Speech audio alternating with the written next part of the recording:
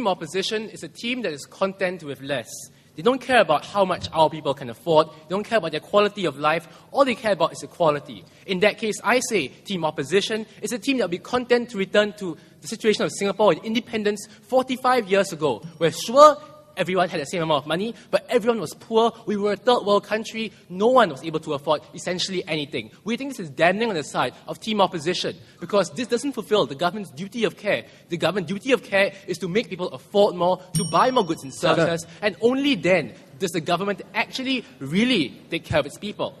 And so I'm going to show this to you further in 3 points contention. Firstly, in the whole idea of the importance of equality. Secondly, on the role of corporations. No, thank you. And third, on the cycles of poverty the opposition speaker just spoke about. So let's first look at the idea of equality. Sir. And here, all they really asserted to us is that, firstly, for some reason, the poor are going to get poorer. And we reject this notion because statistics proved by team government have already shown how over the past 10 years, the lowest income families in the whole of Singapore have seen their incomes rise by 30%. They are able, ladies and gentlemen, to afford more, to buy more goods. And we think, therefore, no thank you, sir, that the poor are being taken care of. So then they call this idea of equality, that now all government really cares about is equality. And I reject this idea because, once again, what government really does in our world today is to help all people, is to help everyone in our society, and to help our nation advance. No thank you, sir. What I put forth to you is that what team opposition is arguing for is a world where the rich are less rich, the poor are poorer, but only just so the gap between the rich and the poor is smaller. We don't think this justifies anything at all because the reality is people are worse off when you prioritize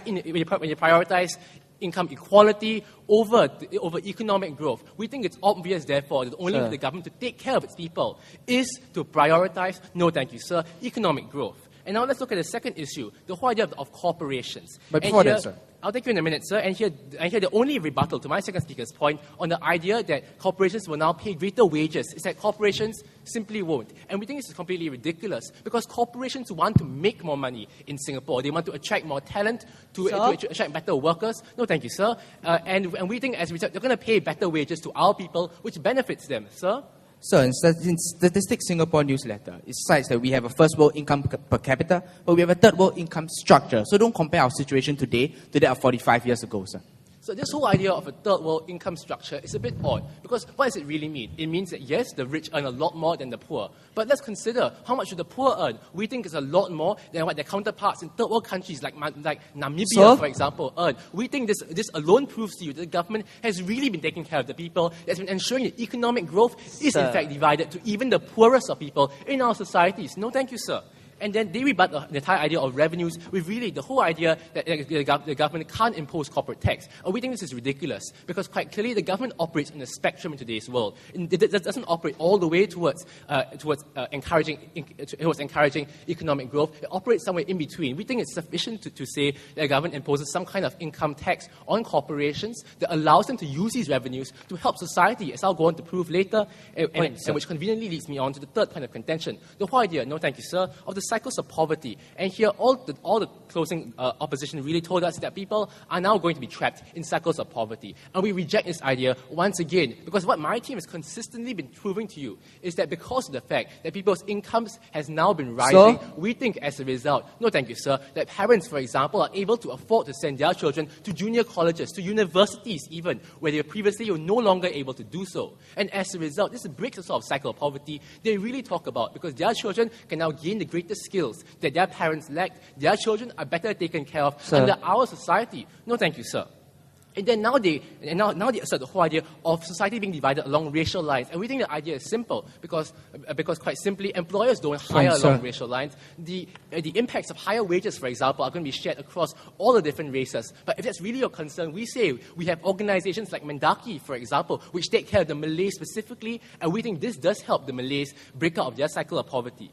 But the entire problem at this point that they never really dealt with was the whole idea of corporate social responsibility brought by my earlier speaker. Because here what he proved to you is that corporations now find it within their own best interest to give back to society at large. They help people by giving out subsidies, by giving out scholarships even, by giving jobs to lower income people. And we think this, once again, is the greatest evidence that shows how people can now break out of the cycle of poverty due to us maximizing our economic growth. Because now corporations themselves will even help give back to society society, give back to the people, and ultimately we think the people, all over society, are better off when you maximize our income growth. Thank you.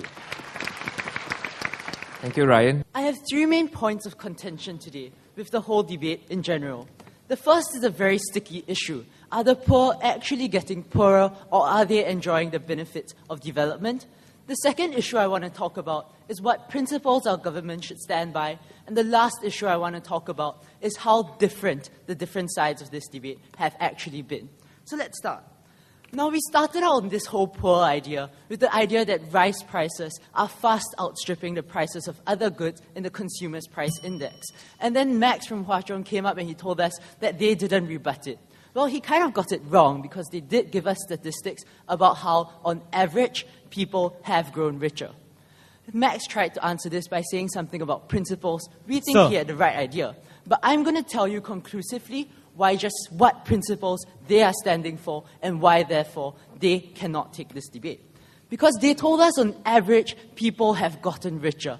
Theirs is a side that pretends, that hides behind the average to ignore the poor. Sir. Because, okay, the average income did increase, but we've given you conclusive statistics. In 2007, our GDP grew by 7.5%, but the incomes of the poor, the very poorest who cannot afford to have their incomes fall any lower, had their incomes fall by a whole 3%. Their side hides behind the average to try and avoid dealing with the poor. We think our side of the house takes this debate. The second point I wanted to talk about are the different principles that that governments should be abiding by. So on this, I'll be talking about the closing government's extension.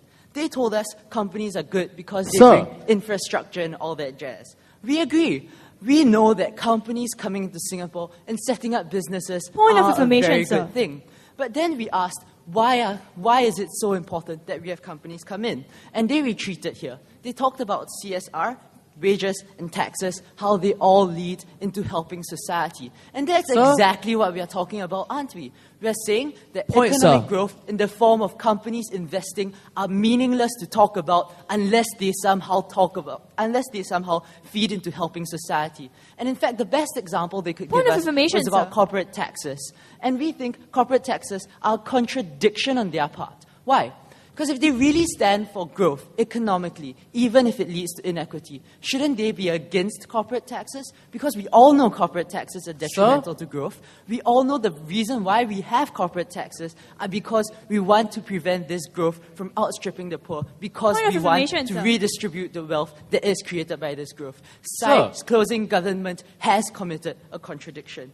So I'm going to show you why, in rebuttal, we in fact take down the opening government's principles as well. Because the opening government tried to tell us how the government shouldn't be a guarantor for economic development. Language we haven't heard for a while because it's become pretty irrelevant. But we'll try and deal with it anyway. Before that. So if your side really stands for income equality, why don't you push for negative income growth or redistribute wealth? Yeah, because we've been very clear about what kind of growth we stand for. We kind of drew a dichotomy between growth, right? We think there's growth you can pursue without making inequity any worse than it is, and we think there is growth that you pursue at the expense of income equality. Opening government was very clear about this. We are mirroring that stance, the more relevant stance in today's debate. So, what does our side actually stand for? We know the government has some sort of duty to make sure not everyone falls behind in poverty. But as we've told you, economic growth is meaningless to discuss unless it brings about real social growth. Our side has been the side that tells you it is not fair for us to weigh numbers on the balance sheet against real people, real communities, real equity. And to that end, we've told you in our speaker that our government has a vision of a society that is inclusive, a vision we cannot renege upon. And then they told us, and then our opening opposition tried to talk about this, tried to talk about how the government does have a duty, that it shouldn't derelict. And they also told us that the poor can't claw out of poverty. But that's not really it, right? Because they didn't explain why. And that's where the real meat of our extension comes in. Point of information, We've sir. told you that the government must make a cohesive society. An explanation for what kind of vision the government wants that Hwa Chong never really did get around to talking about. And in fact, we've told you about how it's particularly damaging because this kind of growth aggregates along ethnic lines. And they tried to say something about this. They say employers are not racially biased when they hire, and therefore all communities enjoy the growth. Can you explain to me why then? The average income of the Malay community has fallen from 14% below the national average to 27% below the national average. We've never tried to give you a reason why. We're just saying that this is happening, is bad enough. No government should allow this to happen. Side MCYS should take the debate.